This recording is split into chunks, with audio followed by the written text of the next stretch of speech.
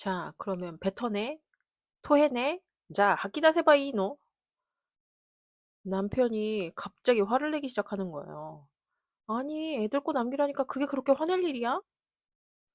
한중 커플인 저희는 싸울 때 공용어인 일본어로 싸웁니다. 근데 이번 주에 싸운 이유 역대급으로 어이가 없어요. 바로 연어회 한 접시 때문입니다. 국제 결혼하면 문화 차이로 싸울 것 같죠? 아니요. 오늘 눈물 없이 못 볼 연어 대첩 이야기를 시작하겠습니다. 제가 이번 주에 다녀온 아자부다이 힐스도 구경시켜 드릴게요. 저희는 일본에서 만나서 결혼했기 때문에 공용어가 일본어예요. 그래서 남편도 저도 모국어가 아닌 언어로 이야기를 하는 거잖아요. 평소에도 그렇지만 감정이 북받쳐서 싸울 때는 100%딱 맞는 일본어로 이야기를 하는 게 너무 어렵더라고요.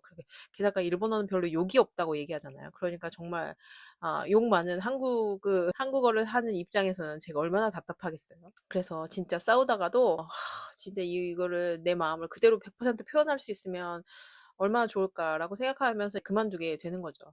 사실 그렇다 보니까 말 한마디로 원래 기분이 상해서 싸움이 시작이 되는 건데 사소한 말다툼은 적을 수밖에 없는 것 같아요.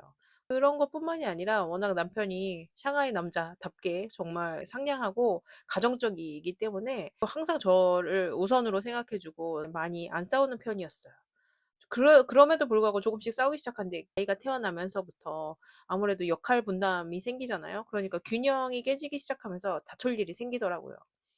해외에서 양가 부모님 아무도 없이 이 아이를 뭐 저희는 둘이니까 둘을 낳아서 양육하는 게 쉬운 일이 아니잖아요. 그리고 일도 둘 다 하고 있고 그러니까 부부 둘이 서로 도울 수밖에 없는데 가사 분담이나 뭐 양육 분담이나 처음 겪는 일이 많다 보니까 안 싸울래야 안 싸울 수가 없더라고요.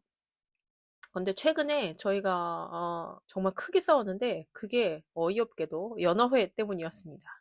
평일에 마침 저희 둘 다 같은 휴일이었어요. 이것저것 만들어 가지고 가족 식사를 해야겠다. 그래서 저녁을 막 차려놨는데 애들이 학원 갔다가 논다 막 이러면서 너무 늦게 오는 거예요. 그래서 온다 온다 연락을 하면서 계속 늦어지는 거죠. 그래서 음식도 다 식어가고 그리고 저희는 배고프고 그러니까 아유 안 되겠다. 우리 먼저 밥을 먹자라고 해가지고 조금씩 조금씩 먹기 시작했는데 그래도 애들이 이제 올 거니까 애들 거를 당연히 남겨놔야 되잖아요. 그래서 저는 좀 먹고 잠깐 자리를 떴는데 그 다음에 제가 다시 돌아와 봤더니 연어회가 다 없어진 거예요. 그래서 저희 집은 연어회랑 그리고 얇게 슬라이스한 생양파를 좀 찬물에 담가 놨다가 매운기를 빼고 그거랑 그리고 아보카도 뭐 이렇게 해서 같이 먹는 거를 온 가족이 다 좋아하기 때문에 그래서 일부러 가족 식사 때문에 그 메뉴를 제가 해놨었는데 그게 갔다 와 보니까 하나도 없이 다 없어진 거죠. 그래서 제가 좀 어이가 없어서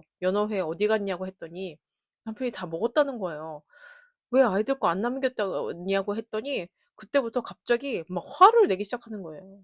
네가 언제 나한테 남기라고 얘기했냐? 내가 이까짓 것도 못 먹냐? 그럼 내가 토해낼까? 뱉어낼까? 내가 이 집에서 맨날 얼마나 눈치를 보고 사는데 이 막 갑자기 신세 한탄 한풀이를 막 쏟아내는 거예요. 남편은 원래 굉장히 상냥한 사람이고 그리고 아이들을 위해서 굉장히 헌신하는 사람이기 때문에 대부분은 아이들이 먼저 먹고 막 남은 거 먹는 그런 스타일이었거든요. 그러니까 자기도 조금 찔렸는데 제가 그걸 한마디를 하니까 그게 갑자기 도화선이 돼서 자기 신세 타령이 시작이 됐나 봐요. 화가 났었나 봐요. 그죠? 그동안 쌓인 게 많았구나 싶으면서도 그래도 정말 저는 열받는 거죠. 그쵸? 그래서 같이 화를 내고 그 타이밍에 딱 애들이 온 거예요. 애들이 오면서 왜 그래? 뭐야 무슨 일이야? 밖에서 막 들리잖아. 라고 하더라고요. 그래서 이런저런 막 얘기를 듣고 있더니만은 아이들이 우리 연어 안 먹어도 돼.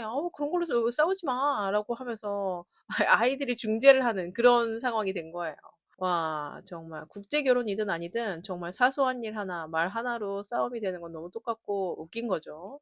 근데 서로 모국어가 아닌 말로 열심히 막 네, 뱉어내랴, 토해낼까, 막 이런 말싸움하고 있는 꼴이라니 정말, 네, 아이들 보기 부끄러운, 모습이었다고 생각합니다. 그런데 생각해보니까요, 제가 아이들 태어나고부터는 모든 생활 중심을 아이들 위주로 꾸려나가고 있더라고요. 저도 뭐 일을 하고 남편은 항상 늦게 들어오고 그러다 보니까 아이들을 책임지는 게 이제 주 양육자가 이제 제가 되다 보니까 아이들 위주가 될 수밖에 없었던 것 같아요. 지금 생각하면 네, 반성할 점이지만. 그래서 항상 남편을 좀 더 인정하고 축켜 세워줘야겠다고 생각을 하면서도 실제로는 그렇지 못했구나라는 생각이 들고요.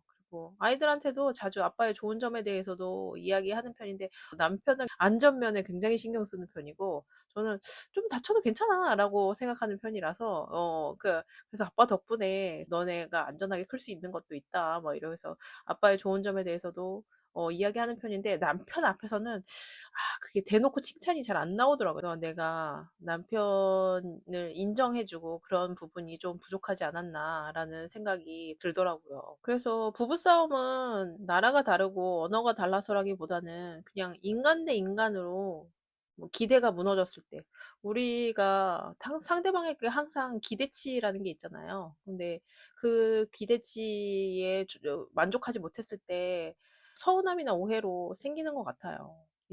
이번 연어 사건으로 저는 그동안 말은 아니지만 눈빛으로, 분위기로, 아이들이 나는 최우선이고 남편은 그 다음이야. 남편은 우리 집에서 서열 사위, 잘 알고 있군. 이렇게 생각하고 있었던 게 아닌가라고 생각을 해보게 됐습니다. 기분이 좋을 때는 우스갯소리로, 서열 사위, 제일 꼴찌라고 우스갯소리를 넘길 수 있지만, 또 기분이 나쁠 때는 그게, 그죠? 서러울 수도 있을 것 같더라고요. 전문가들이 항상 이야기하는 게 가족의 중심은 부부가 되어야지 아이가 되어서는 안 된다고 하잖아요. 알면서도 저는 엄마니까 자꾸, 네, 남편을 뒤로 미루게 되는 거죠. 남편은 어떻게 되었냐고요? 근데 아이들이 와서 그렇게 좀 이야기하고 자기도 좀 이성적으로 좀 생각을 해보더니 그날 바로 모든 가족 앞에서 자기가 잠깐 어떻게 됐던 것 같다. 갑자기 화를 내서 미안하다라고 사과를 하더라고요. 네.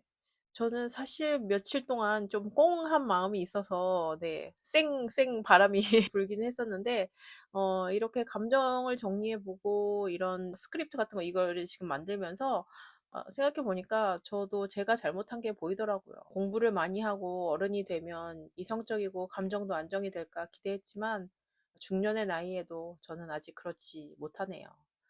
남한테만 서운하다고 느끼지 않고 스스로를 변화시켜야겠다. 다시금 생각해 보게 되더라고요. 너무 아이들 위주로 가정을 꾸리지 않고 배우자를 살펴가면서 더 세심하게 가정을 지켜야겠다고도 생각을 했고요. 여러분은 자녀와 부부 어느 쪽을 위주로 생활하시나요? 그리고 저희 아이들 같은 경우는 매운 거는 별로 안 좋아해서 근데 남편은 매운 거 좋아하고 그래서 식사 메뉴는 어떻게 선정하시나요? 경험을 나눠주시면 감사하겠습니다. 제가 이번 주에 다녀온 아자부다이 힐스도 구경시켜 드릴게요.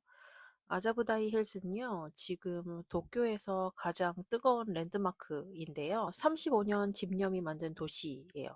단순히 높은 건물 부촌이 아니고요.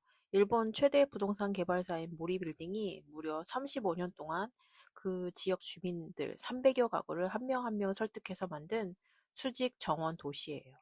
그래서 가보면 높은 빌딩에도 불구하고 굉장히 자연 친화적이라는 느낌이 있더라고요. 한국의 재개발 속도와 비교하면 정말 엄청난 인내심과 집념의 산물이라고 할 수 있을 것 같습니다. 특별한 점이라면 헤더윅 디자인, 건물의 곡선이 눈에 띄고요. 런던 올림픽 성화대를 디자인한 세계적인 디자이너 토마스 헤더윅이 설계를 했는데 마치 거대한 그물이 지면에서 솟아오른 듯한 유기적인 디자인이 압권입니다. 그리고 도쿄타워를 볼 수 있기 때문에 도쿄타워와 아자부다이 힐즈를 같이 한 화면에 담을 수 있어서 사진 찍기 되게 좋은 포인트가 되는 것 같아요.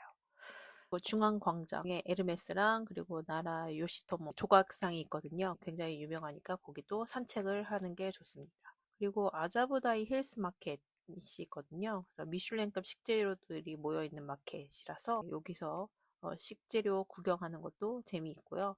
그리고 유명하고 멋진 식당들, 그리고 디저트, 빵집 이런 거 많이 있기 때문에 구경하는 재미가 쏠쏠합니다. 도쿄판 한남동, 성수동이라는 평가도 있을 만큼 도쿄의 분위기니까요. 여기도 한번 구경을 해보시면 좋을 것 같아요. 오늘 영상도 재미있으셨나요? 자, 많은 댓글과 응원 부탁드립니다. 자, 한중일 라이프 나나였습니다.